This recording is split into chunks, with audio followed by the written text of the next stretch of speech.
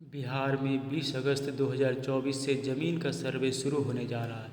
इसको लेकर लोगों के मन में कई तरह के सवाल उठ रहे हैं। कौन सा फॉर्म भरे, कौन से कागजात तैयार रखने हैं, सर्वे टीम को क्या दिखाना होगा, ऐसे तमाम तरह के प्रश्न हैं।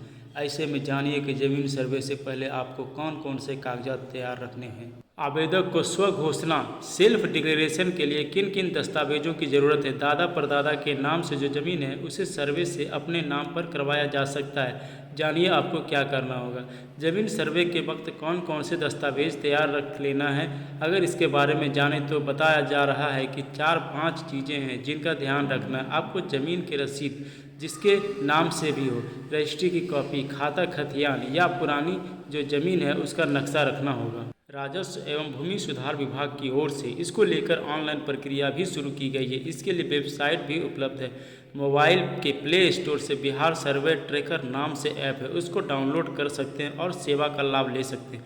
सर्वेक्षण की सारी सेवा ऑनलाइन उपलब्ध है। भूमि सर्वे के लिए आपको अपनी ज़मीन के लिए सेल्फ डिक्लेरेशन पत्र, स्व घोषणा पत्र देना है। स्व घोषणा पत्र एवं वंशावली को ऑनलाइन अपलोड करने की भी सुविधा है। इसके लिए 1 महीने की तिथि निर्धारित की गई। जमीन का विवरण प्रपत्र 2 में भरकर जमा करना है। ऑनलाइन के अलावा जिलों में लगे शिविर में जाकर ऑफलाइन प्रक्रिया से भी ये काम कर सकते हैं। आवेदक को कौन कौन से कागजात रखने हैं तैयार। सबसे पहले यह जान लें कि आवेदक के रूप में जब आप फॉर्म भरेंगे तो उनमें अनुलग्न है, यानी उसके साथ कौन कौन से कागजात अटैच करना है। नीचे उनकी लिस्ट दी गई है। 1. मृत जमाबंदी रैयत की मृत्यु तिथि, मृत्यु प्रमाण पत्र। 2. जमाबंदी संख्या की विवरणी, मालगुजारी रसीद संख्या वर्ष के साथ। 3. खतियान का नकल यदि उपलब्ध हो तब। 4. दावाकृत भूमि से संबंधित दस्तावेजों की विवरणी। 5. अगर सक्षम न्यायालय का आदेश हो तो आदेश की सच्ची प्रति। 6. आवेदनकर्ता या हित अर्जन करने वाले का यानी मृत का वारिस के संबंध में प्रमाण पत्र। इसका मतलब यह है कि आप सही वारिस हैं, आप ही के नाम पर ज़मीन होनी चाहिए, उसके लिए प्रमाण पत्र देना है। 7. आवेदनकर्ता के साथ आधार कार्ड की फ़ोटोकॉपी, आवेदनकर्ता के वोटर आई कार्ड की छाया प्रति।